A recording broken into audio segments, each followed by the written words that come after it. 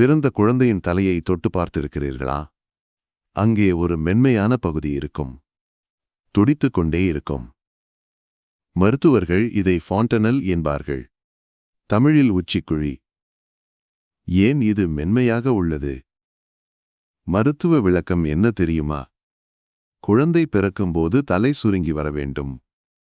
மூளை வேகமாக வளர இடம் தேவை. அதனால் எலும்பு மூடவில்லை என்பார்கள். சுமார் 10 மாதங்களில் இது மூடிவிடும். பெண் குழந்தைகளுக்கு 10 மாதம், ஆண் குழந்தைகளுக்கு 9 மாதம். ஆனால் சித்தர்கள் வேறு ஒரு ரகசியம் சொல்கிறார்கள். இந்த திறந்த வாசல் வழியாக பிரபஞ்ச சக்தி நேரடியாக குழந்தைக்குள் வரும். அதனால்தான் குழந்தைகள் இவ்வளவு தூய்மையாக இருக்கிறார்கள், அமைதியாக இருக்கிறார்கள், தெய்வீகமாக சிரிக்கிறார்கள். இந்த வாசல் மூடியதும் என்ன நடக்கிறது? பிரபஞ்சத்துடன் இருந்த நேரடி தொடர்பு அறுபடுகிறது.